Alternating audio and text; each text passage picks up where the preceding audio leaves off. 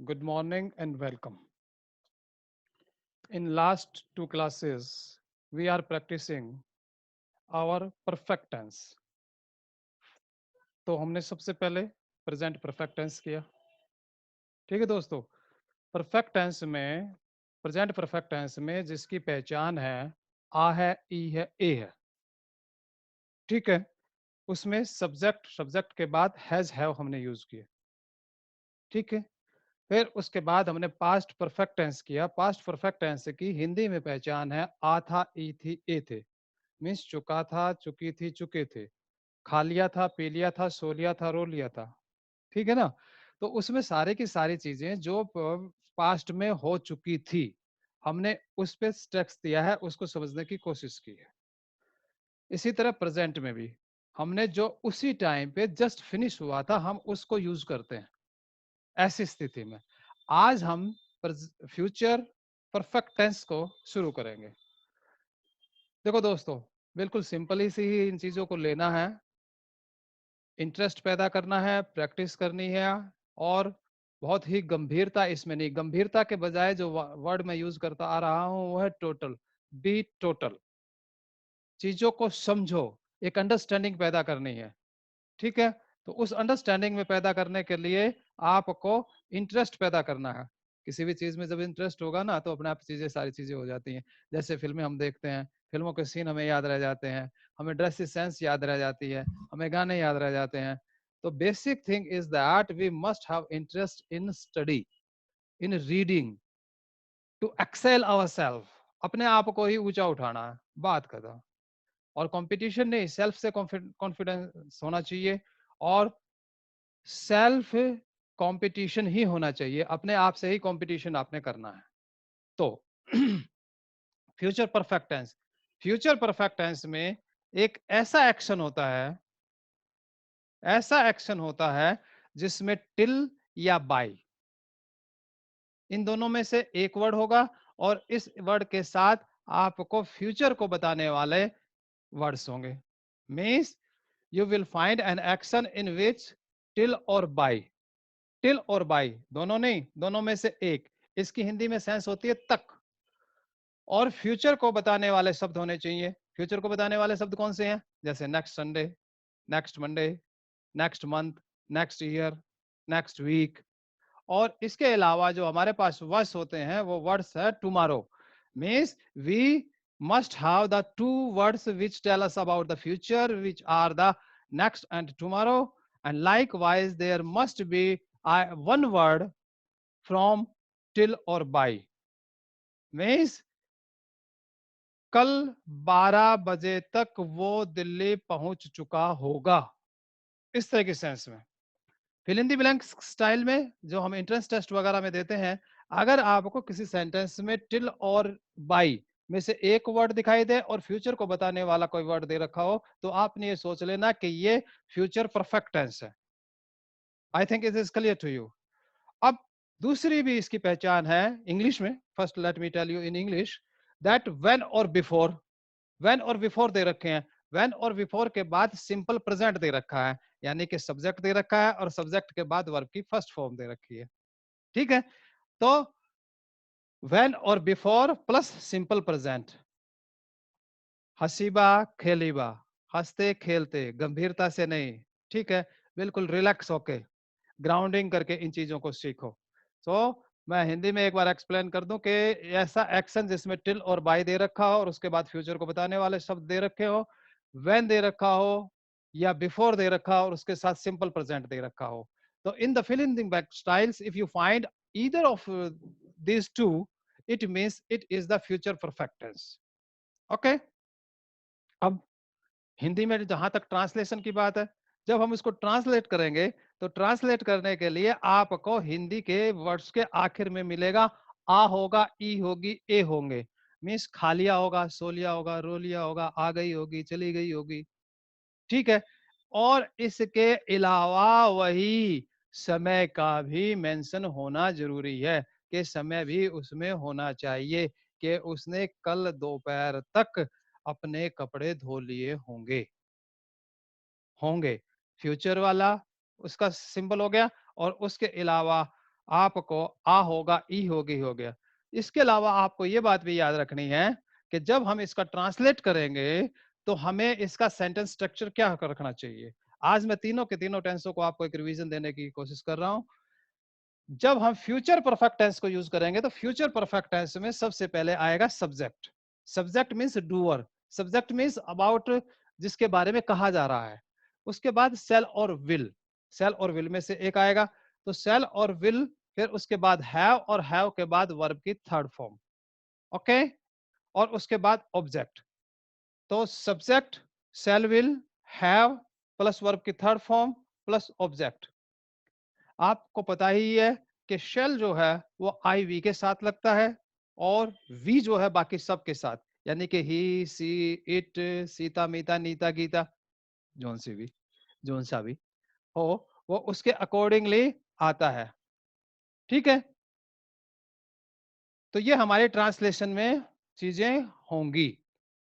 तो ये tense is one of the easiest tense, because in fill in the blanks also you don't need so much, you just need by a till and future telling words, or if you find that before or when is there and after that the simple present tense is there, simply means that it is the future perfect tense. Okay, I think it is clear to you. अब हम इसमें एक बात और ध्यान दें कि हम कुछ ट्रांसलेट करके देख लेते हैं। उसने दोपहर तक अपना खाना खा लिया हो, तो जो इसकी ट्रांसलेशन है सिंपल, उसमें आप समझो कि सिंपल उसमें, जिसको असर्टिव सेंटेंस भी कहते हैं, जो we have already discussed about it. Assertive sentence और डिक्लेरेटिव सेंटेंस में subject, shall, will, have, verb की third form, object, and if still there are some words that must be put out in the last. सही नियम तो यही है। अब today जैसे word sometimes you can put in the beginning also, जैसे mummy ने कल दोपहर तक खाना बना लिया होगा। मम्मी यानी कि मदर, मदर आई और वी में नहीं आती है, तो इसलिए will, mother will have cooked the food before tomorrow Noon. Okay, जब हम उसमें नोट लगाएंगे तो जैसा मैंने आपको रिपीटेडली बताया कि ए सेल विल के बाद हम नोट लगाते हैं। किसके बाद लगाते हैं? सेल विल के बाद। मींस हर टेंस में हेल्पिंग वर्ब के बाद ही लगता है। ये याद रखना आपको सिंपली सा, है ना। इसमें ज्यादा कंफ्यूज होने की जरूरत नहीं है। इसमें सिंपल सी बात यह है कि जब भी कोई हेल्पिंग वर्ब दे रखी है, उस हेल्पिंग वर्ब के बाद आपने नोट लगाना है to make it a negative sentence. तो subject, shall, will, not, have, verb की थर्ड फॉर्म, ऑब्जेक्ट। राम ने कल तक आम नहीं खाया होगा। Ram will not have eaten the mango by tomorrow, by tomorrow in the last.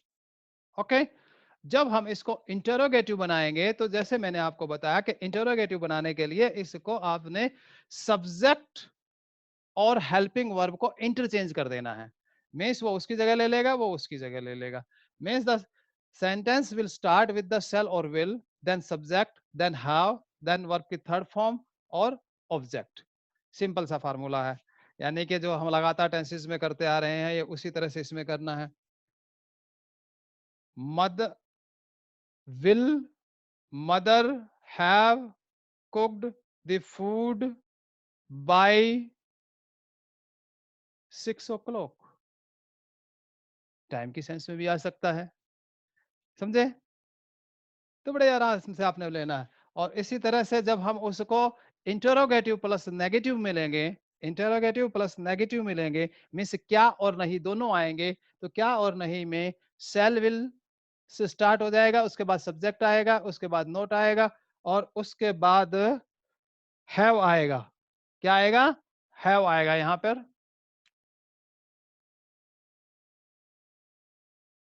और उसके बाद वर्ब की थर्ड फॉर्म आएगी। ठीक है, shall will, subject, not, have, verb की थर्ड फॉर्म, ऑब्जेक्ट। क्या मोहन ने दोपहर तक अपना काम कर लिया होगा? विल मोहन, नोट वाला बनाना है, क्या नहीं कर लिया होगा? Will Mohan not have done his homework, और फिर समय। ओके, तो ये हमारे 4 तरह के सेंटेंसेस जनरली बनते हैं। अब आप ध्यान से देखिए, मैं आपको रिवाइज करवाता हूं। ये हमारी इस टेंस की हेल्पिंग वर्ब है, ठीक है। प्रेजेंट परफेक्ट टेंस में इन दोनों की जगह हैज हैव आया, ठीक है। और पास्ट परफेक्ट टेंस में इन दोनों की जगह हैड आया, बाकी जो का त्यों है। मीन्स जहां जहां ये है वे चेंज आए हैं, बाकी सेंटेंस स्ट्रक्चर वही है। तो आपने क्या याद रखना भाई? बस सिंपल सी बात है, आपको याद रखना है कि हेल्पिंग वर्ब्स इनकी क्या होती हैं। प्रेजेंट की हेल्पिंग वर्ब हैज हैव है, वो लगा देनी है। पास्ट की हैड है, हैड लगा देनी है। फ्यूचर की सेल विल हैव है, वो लगा देनी है। तो सिंपल सी बात है, इसको ज्यादा अपने आप को स्ट्रेस ना करते हुए इजीली इन चीजों को लो। English is a very easy language, one of the most easiest language, you must remember that thing. Okay, now we will, as usual, now we will learn the 10 new words. नए words हैं, इनको अपने अपने sentence में use करो बेटा, ठीक है। दोस्तों, स्नान करना है, नहाना चाहिए, गर्मी काफी है। और देखो, जैसे मैंने आपको बताया कि नहाने का जो विशेष संबंध है वो वेदर से बहुत ज्यादा है, वेदर और क्लाइमेट से। यूरोप के देशों में लोग रोज नहीं नहाते हैं, वो सिर्फ क्लीनिंग कर लेते हैं गीले कपड़े से। लेकिन हमें तो बहुत गर्मी का यहाँ पे वो है, तो हमें तो नहाना पड़ता है। तो क्या होता है? Take bath. टेक को वर्ब के रूप में यूज कीजिएगा, है ना। Take bath, taking bath, took bath. जब हम किसी चीज को फिक्स कर लेते हैं कि हमारी ये चीज फिक्स है, जैसे आपको दिल्ली पहुंचना है, मुंबई पहुंचना है, तो वो आपकी डेस्टिनेशन होगी, डेस्टिनेशन। कोर्ट वगैरह में गवाह होते हैं, गवाही, जो गवाही वगैरह दी जाती है, उस गवाही को विटनेस कहते हैं। आपने सुना होगा कि यमुना का पानी खतरे के निशान से ऊपर पहुंच गया है, वो डेंजर लेवल है। आप वहां से गुजरे या गुजरी गए, है ना, सनी देओल वाली बात है, उठा नहीं उठ ही गया, तो गुजरा नहीं गुजर ही गया, that is the pass away. रोजगार के लिए आपको पता है, ये बड़ा सिंपल सा वर्ड है, एम्प्लॉयमेंट। जब आप किसी चीज को रिवाइज करते हैं, ये रिवाइज तो अब कॉमन वर्ड हो गया है ना, उसको दोहराना। इसी तरह से जब हम कहीं ठहरते हैं या कोई चीज जैसे तीर्थ यात्री है, travellers are staying somewhere, that is the stay है।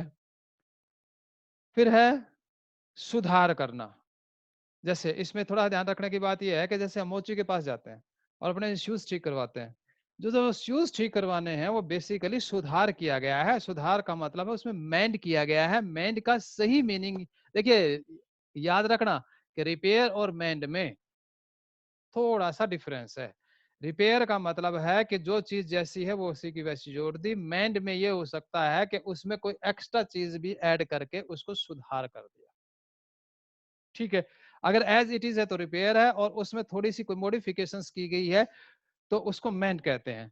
गाड़ी में बैठना बोर्ड है, ठीक है। तो ये वर्ड्स को आप अब धीरे धीरे इसको एग्जैक्ट सेंस में समझना है और इसको अपने ही ढंग से यूज करना है। I think these 10 words are clear for you now. So now we will learn the name of some professions. हमें प्रोफेशंस का, भाई हाथ दिखाने जाते हैं, अपना पतरा दिखाना जाते हैं, means we want to know the future things about ourselves, that is the astrologer.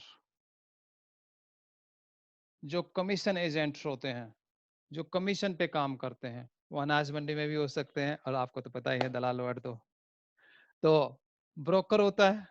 Khan Sama Buttler means जो आर्मी वगैरह में या पर्सनली जो खाना बनाता है, जो आपका पर्सनल होता है, जिसको आप रसोइया भी कहते हैं, दैट इज द बटलर। ठीक है।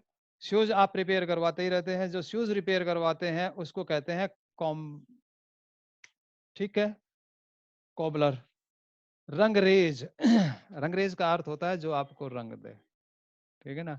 वो गाना भी है ना, वो मेरे रंगरेज पिया, मीन्स जो डाई करता है। आसानी सा वर्ड है, आसान सा वर्ड है, डायर। दांतों के डॉक्टर को डेंटिस्ट ही कहते हैं, और दांतों के आज बड़ी समस्या हो रही है भाई, अपने दांतों का ध्यान रखा करो। कसाई बूचर है, ठीक है, BUTCHER, बूचर। ओके। हम अपने मकानों वगैरह का नक्शा बनवाते हैं, उसको आर्किटेक्ट कहते हैं। तीर्थ यात्री को पिलग्रिम, PILGRIM, पिलग्रिम कहते हैं। तो ये हमारे जो वर्ड्स हैं, ये प्रोफेशंस के वर्ड्स हैं कि किस प्रोफेशनल को क्या कहते हैं। तो we must also learn this words also. Okay. तो सिंपल रहना है, इनकी प्रैक्टिस करो, इनको लिख लिख के देखो। जब तक इनको लिख लिख के नहीं देखोगे, तब तक इनको सेंटेंस में यूज नहीं करोगे, ठीक है, तब तक ये ऐसा ही रहेगा। और सब्सक्राइब करते रहिएगा और अपनी राय देते रहिएगा। Okay, thank you, God bless you.